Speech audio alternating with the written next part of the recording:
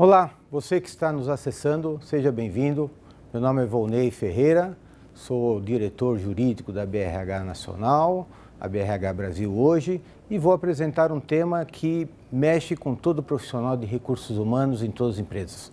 Vou falar sobre as negociações coletivas sindicais, instrumento importantíssimo de regulação das relações entre a empresa e seu empregado e também, como não dizer, junto aos sindicatos. Bem, para iniciar nosso tema, é importante passar a vocês alguns conceitos. Vejam lá, o que é uma negociação coletiva? Então, é todo e qualquer processo de entendimento coletivo entre empresa e seus empregados.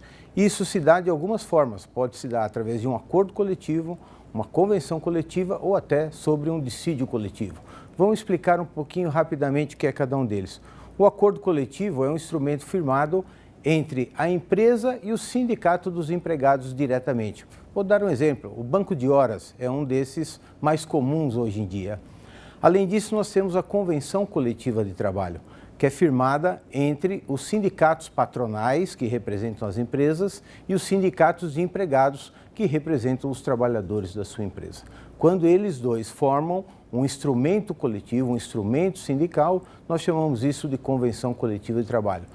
Popularmente, isso é tratado nas datas bases, as datas que se negociam os reajustes salariais e todas as condições necessárias para a intermediação, a regulação e a aproximação com os sindicatos e também, por não dizer, com os empregados, regulando direitos, regulando garantias, reajustes salariais, pisos salariais, entre outras condições.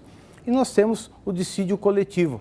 O dissídio coletivo nada mais é do que uma negociação frustrada, que não houve uma possibilidade de conciliação entre as partes e então aquilo se transforma num dissídio coletivo, vai para ser julgado pelo Tribunal Regional do Trabalho, que é a instância competente. No passado se tratava muito de a data base como dissídio coletivo, exatamente porque o dissídio era sempre avaliado pelo tribunal. Dificilmente as partes chegavam num acordo. E isso, felizmente, hoje já é bastante reduzido. O dissídio coletivo já tem características próprias para acontecer. Bem, feita essa apresentação, eu queria dizer a vocês alguns acordos mais comuns na realidade. Em acordos coletivos nós temos turnos de revezamentos na empresa, o 6x2, o 12x36 ou jornadas flexíveis, ou ainda jornadas especiais, parciais e até jornadas reduzidas. Nós temos acordos de bancos de horas, como eu já mencionei na minha introdução, acordos de participação nos lucros e resultados, hoje um instrumento maravilhoso de gestão de produtividade, de eficiência, de qualidade e até de resultados da empresa efetivamente, não só para os trabalhadores. E nós temos ainda os acordos de fixação de condições especiais, como por exemplo, creche, alimentação, alguns benefícios flexíveis, harmonização de condições em caso de sucessão, fusão, aquisição ou uma mudança de representação sindical, também é pertinente a essa situação. Por fim, nós temos as próprias convenções coletivas de trabalho, como eu já disse, firmadas entre a categoria patronal e a profissional. Como então devemos nos preparar para essas negociações? Tenha sempre em mente que cada empresa é um negócio diferente, é um negócio próprio, tem suas características, pode ser pelo tamanho, pode ser pela atividade, pode ser pela sazonalidade e tem que ser observada todas essas condições. Então, não adianta você achar que existe uma receita para uma negociação. Avalie sempre o seu próprio negócio e as características dele. A segunda situação é que ele pode sofrer influência de inúmeras variáveis, sejam elas internas ou externas, que demandam conhecimento e domínio absoluto para não cometer-se erros. Vou dar um exemplo. Muda-se a taxa de câmbio, eleva o câmbio, então empresas que importam, que exportam são afetadas por isso e assim por diante.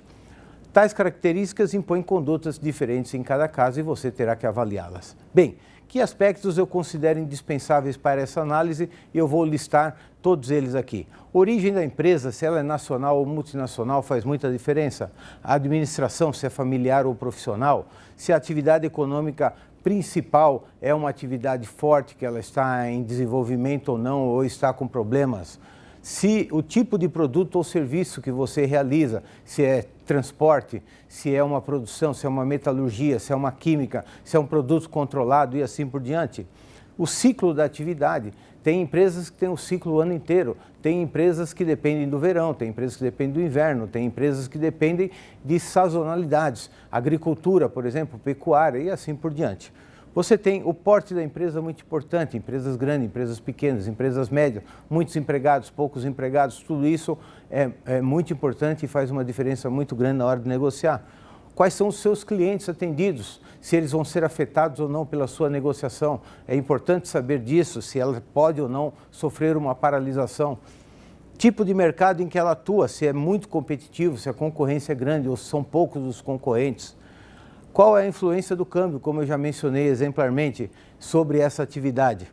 A situação perante a comunidade local, se ela é uma empresa única naquela comunidade, numa cidade pequena, ela então tem uma importância muito grande.